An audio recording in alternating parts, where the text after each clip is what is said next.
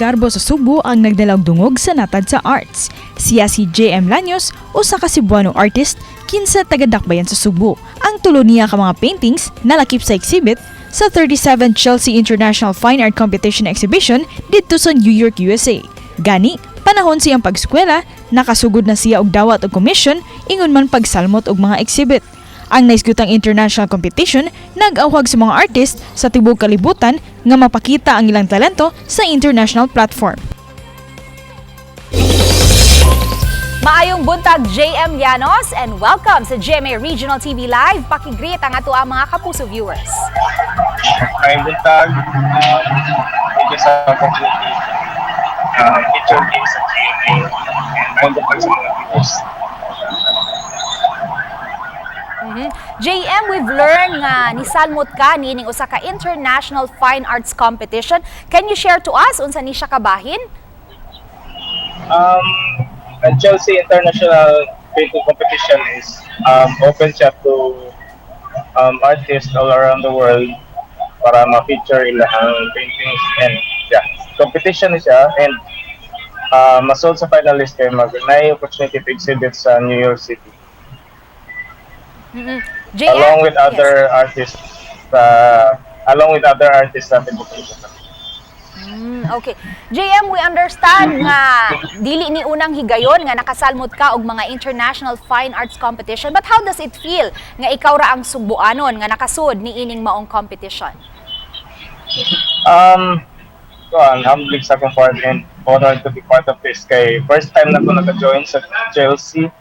And although naka-join ko sa mga competitions before, but sa US, kay first time ko nasulod as finalist and maka-join sa exhibit. So, it's been an honor. It's an honor. Okay, aron sad maila-ila kag maayo sa atong audience, at what age ka nagsugod or paghilig, pagka-discover ni ining imuhang talent? Ug unsa may kinsa ang mga naka-influence nimo niini?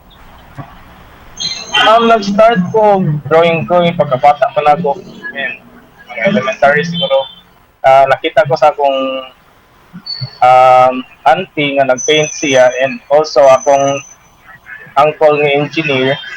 Nag-sketch po siya, nag-paint, and then nakita na ko kung sa ilang gibuhat and I was thinking, what if mag-artist ko pagkatakon ako. So, after high school, we take on fine arts and money akong career karon full-time artist. So di gyud nga ikahibong kay you come from a family of artists di ay, but how do you describe your art? Basically, akong influence is realism, but nag-try sa kong other approach, other styles, and wala siya karon try ko what actually daghan ng style sa art industry karon, but try ko pangita sa akong sa style nga akong i-contribute sa art industry as a whole. Okay, og isip pa na po unsa imuhang mensahe ngadto sa ato ang mga viewers this morning, JM? Thank you for una sa GMA. Thank you for featuring me and sa mga viewers and supporters sa local art. Salamat po and may we continue to support local artists. Kay kita naman magtinabang kita naman sa mga locals and para ma-spread na to ang unsay na nato makikita na to sa gawas pagit sa pagkasod. Thank you. Okay. Thank you so much, JM, sa imong pagpaambit og oras kanamo dinhi sa GMA Regional TV Live, and we wish you luck and God bless sa imong gisalmutan nga International Fine Arts Competition. Thank you.